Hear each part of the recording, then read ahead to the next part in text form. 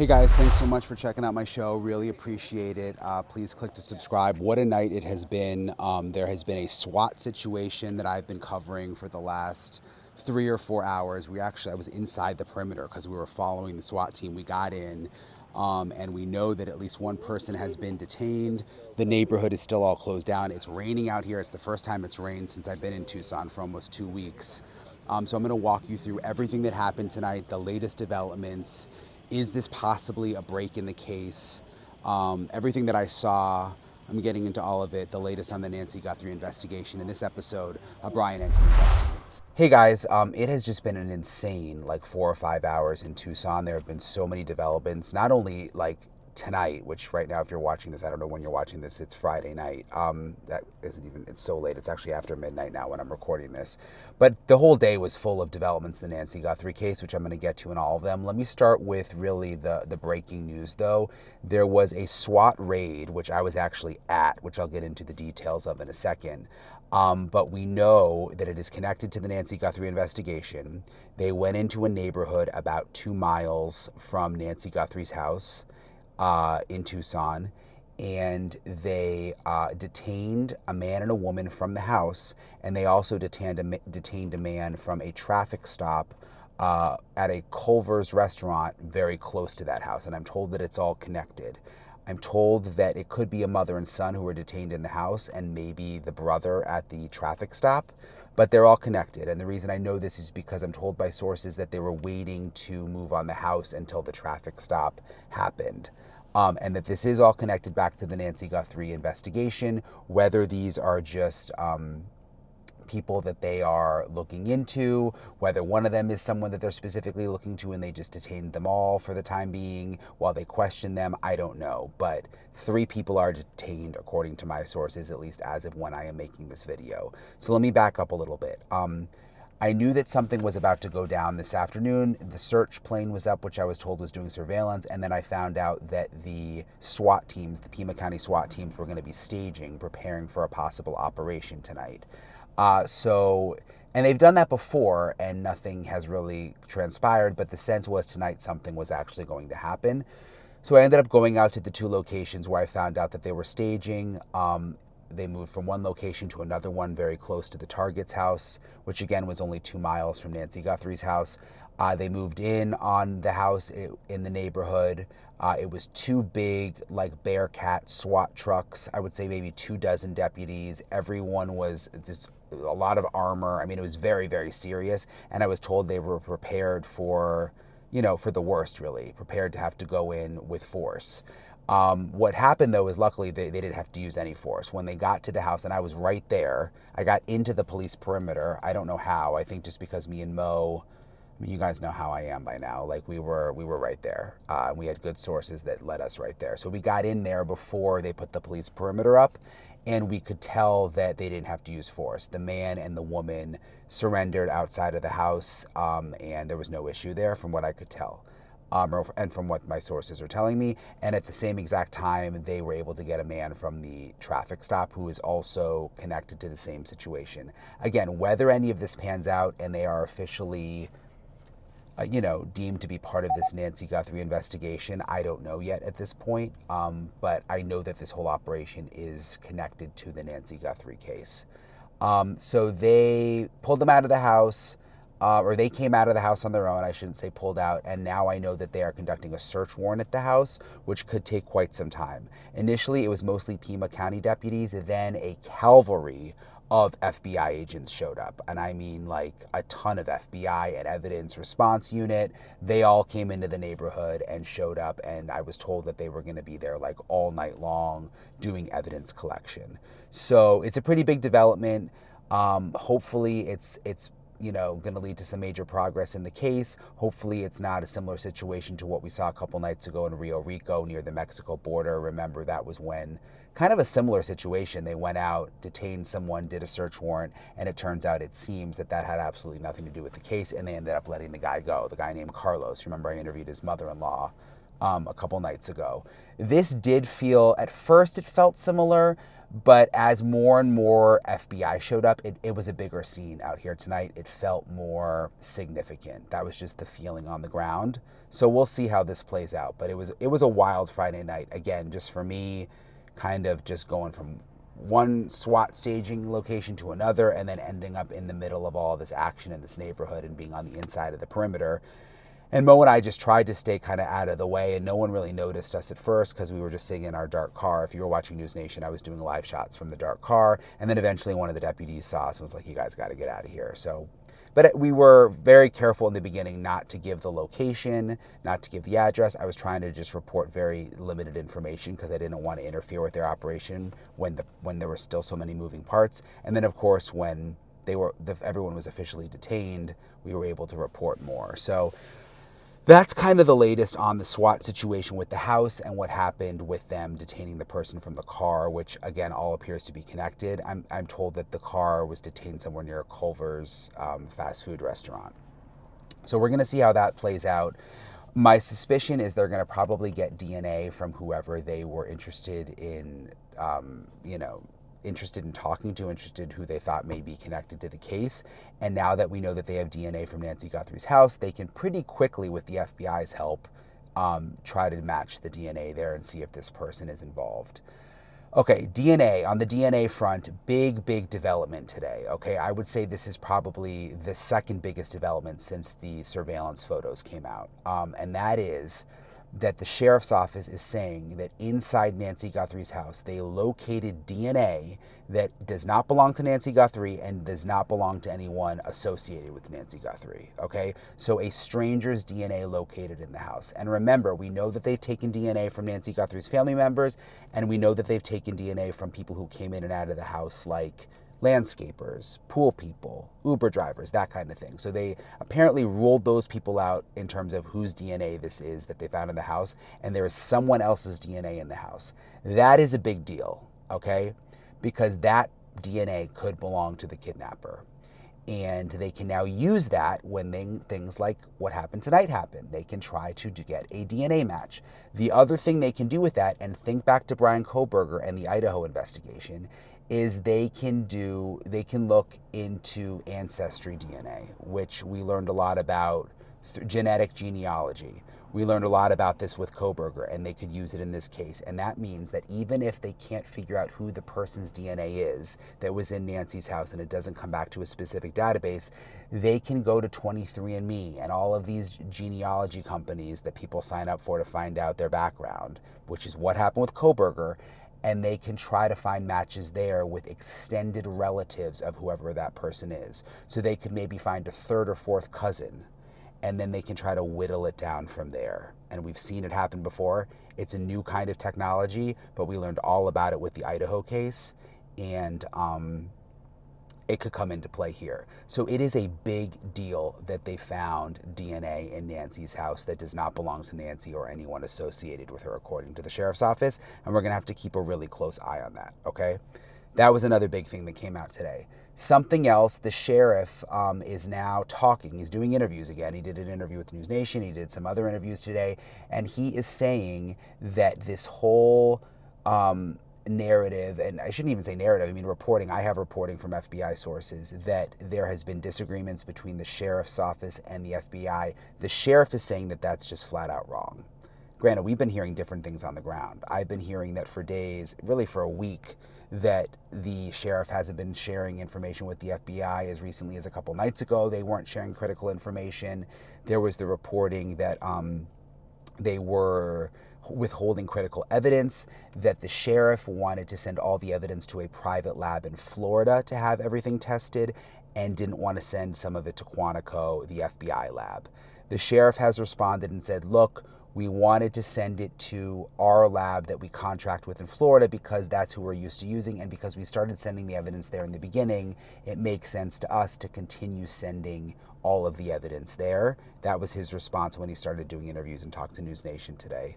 But he is saying flat out that he called the FBI the Monday after Nancy Guthrie went missing, and he says none of this is true, that there are disagreements between him and the FBI. Again, I've been hearing differently on the ground here, but the sheriff is saying that it's just not the case. And he's also saying something else interesting. There was reporting yesterday that a glove was found in Nancy Guthrie's house, and the sheriff is saying that's just not true, that they did not find a glove in the house, but they have found multiple gloves, outside the house, not necessarily in the property, but we showed you the black glove that was found along the major roadway, and apparently there are other gloves that have been found that are now being tested. So some sort of people are calling it a turf war in Tucson between the FBI and the sheriff, but we're hearing two different stories here. Also, President Trump spoke out today about this situation, saying that I think the quote was that the sheriff doesn't want to give up the case. That's why the FBI is still not in charge. Listen to what President Trump said. Are you President, why hasn't the FBI taken over the Nancy Guthrie case as the lead investigator? Do you have any updates on how that's going? Well, they took it over originally. It was a local case originally, and they didn't want to let go of it, which is fine. It's up to them. It's really up to the community. But ultimately, when the FBI got involved, I think, progress has been made. Complicated. It's interesting to hear President Trump say that outside the White House. And again, these are things that I've heard. There have been concerns about the sheriff's handling of the case. And even he admitted, maybe they made a mistake opening up the crime scene so quickly. Remember, it was just a couple of days later they opened it up. We were able to get the blood. I spoke to the former undersheriff Rick Castigar. I've spoken to him before. He was with the sheriff's office for 40 years. He worked with the sheriff for a long time. He's not happy with the sheriff now and the way that the investigation has been handled. And I wanted to play for you what Rick told me. First of all, what is your reaction to this new reporting that the sheriff withheld critical evidence from the FBI? I have a one-word answer. That's outrageous. And it's outrageous for a number of reasons. The FBI is the entity that certifies those for-profit organizations, of which the Sheriff's Department here has a contract with, to analyze trace evidence, DNA, hair, anything. And in my opinion, to not include the FBI in that analysis is absolutely outrageous. But it's rooted in this sheriff's disdain for the FBI. And it's rooted in, back when I was a member of the organization and working, a investigation that erupted. The sheriff was not the focus of the investigation, but he was promised by the FBI that they would keep him apprised of the progress of the investigation of some of his subordinates. They didn't. And simply put, that angered him considerably. I think I can understand that, but that particular grudge was with individual personalities that worked for the FBI at the time, not the partners we have today. And whatever evidence was gained over the course of several 2 weeks needed to be processed, all of it, in my opinion, by the FBI, and with their talent and with their expertise and with their capabilities. The Sheriff's Department doesn't have that. Classic example, and maybe I spoke to this earlier, that video that we saw in Nancy's immediate front entrance. I know that the Sheriff's Department kind of dismissed any opportunity to resurrect that video. But once the FBI got involved, unbeknownst to local law enforcement, it was resurrectable. And it was, now we all have, although he's masked up, we have a clear image of somebody at Nancy's front door in the time and date in question. The Sheriff's Department didn't know it was possible, but the FBI did. And that speaks to the technology that the FBI and the expertise that the FBI has. And local authorities, I don't recall too many times, even in my 40-plus year history, where we had a big case that wasn't turned over to and asked for specific help of the FBI. They have the capability. Just go back for a second, and not in too much detail, but what is, you mentioned that there was this investigation that the FBI did into some of the sheriff's subordinates. What was that about?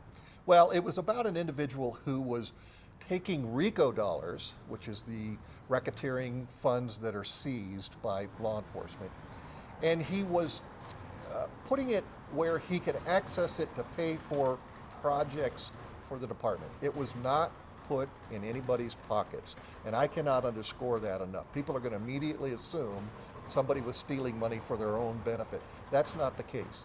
And as I mentioned, the sheriff was not suspect in that case at all, but some of his subordinates were. Technically, by the RICO laws, if you launder money by taking it from one source and putting it in another, it is a violation of that law.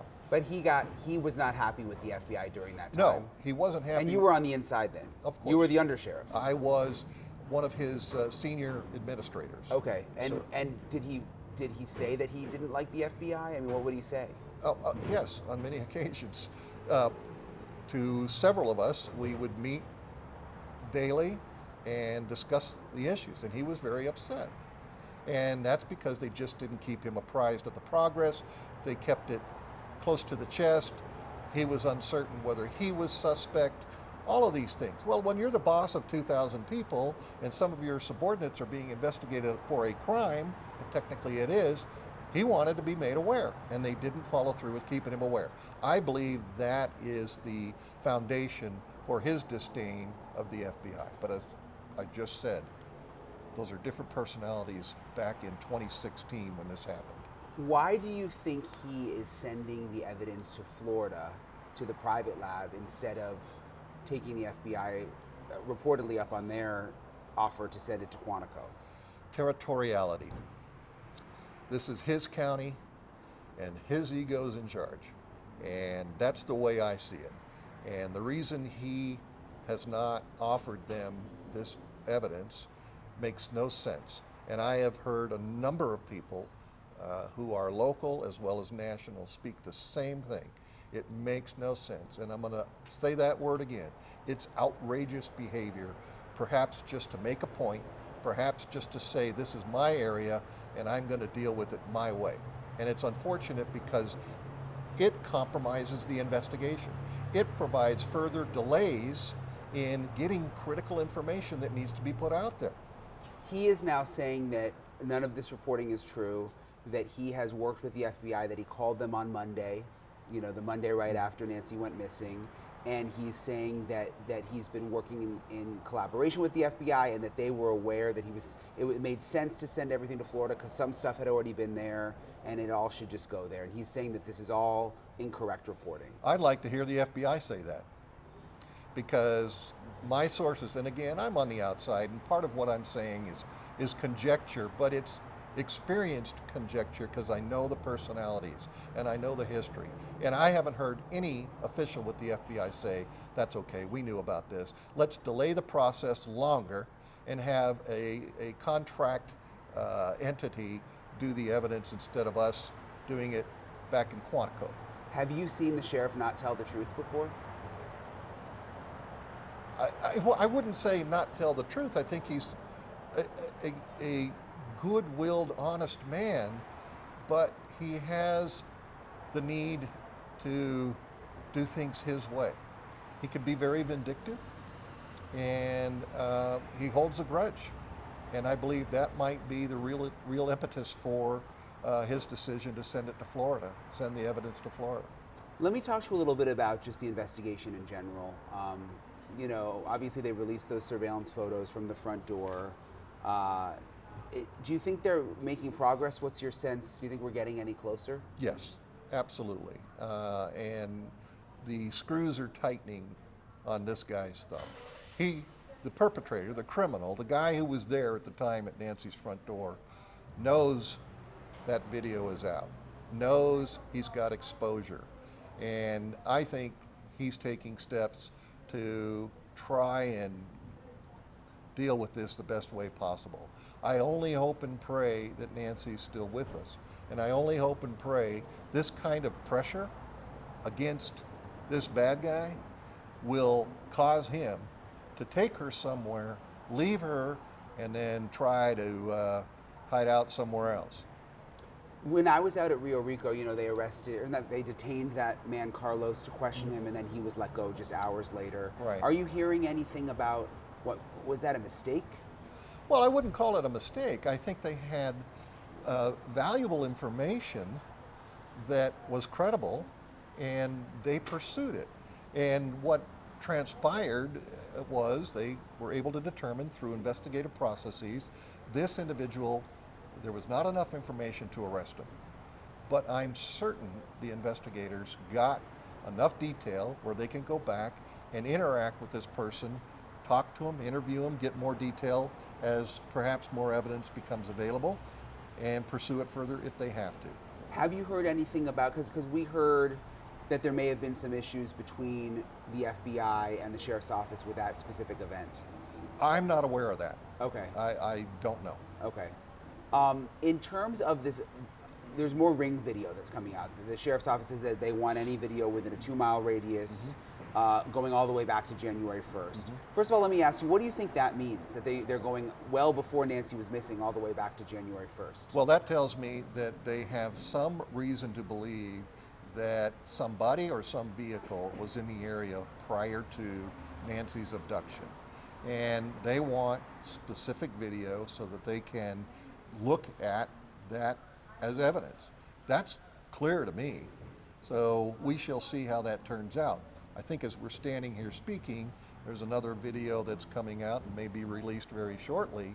And that's very, very telling. And I don't know if your viewers have seen it, but when I looked at it, I went, oh my gosh, that matches somewhat the description of who we're looking for.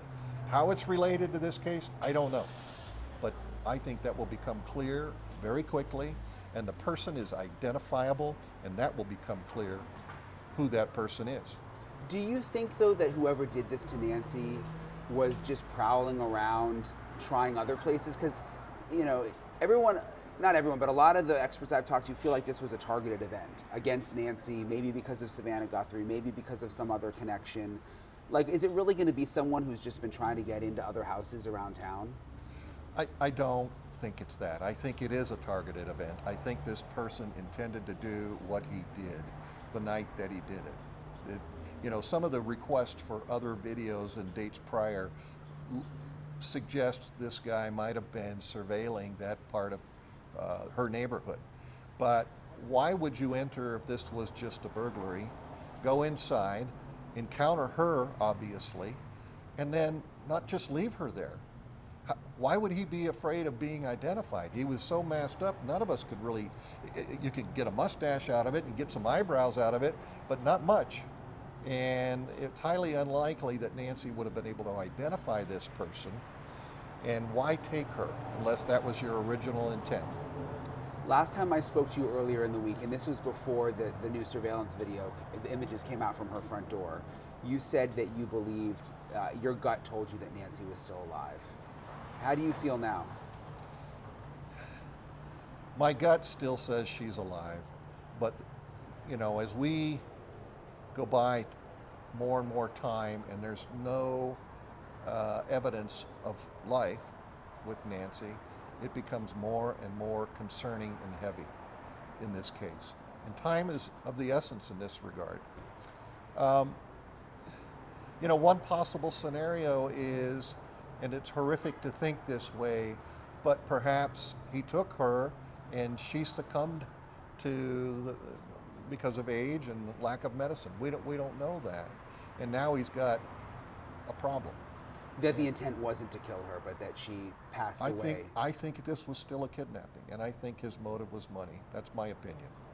One thing I keep getting asked is, like, what do people in Tucson think? How are people feeling? What's the mood on the ground?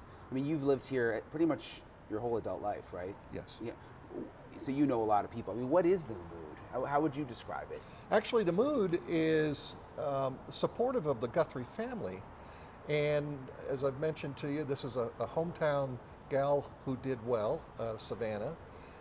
And so there's a huge outpouring of support for her. But just the same, a lot of folks are taking a step back and watching the antics and the interaction between the local law enforcement agency, who has had a proud tradition of being progressive and professional, fight with their federal partners. And it's nothing but territoriality and somebody holding a grudge, in my opinion. And the public sees it. And the public is in my opinion, seeing what I hear from my associates still there, they're demanding that this be resolved. And the guy who can resolve it is the sheriff of Pima County, if he chooses to. Why do you think we haven't seen the sheriff? Because he was doing so many interviews initially, and every day I'm waiting to see if there's going to be a press briefing. And I honestly don't know. I could only guess. I would say something off the record. Do you think it's because the FBI told him to just quiet down? Or would he even care if they said that? I think he's gotten some heat for insisting on being in the limelight. Here's an example. Why would an administrator of a large police department get involved in deciding where a bit of evidence was taken? Why? Because the sheriff of this county is a micromanager and insists on being involved in everything. And he wants to make the decision.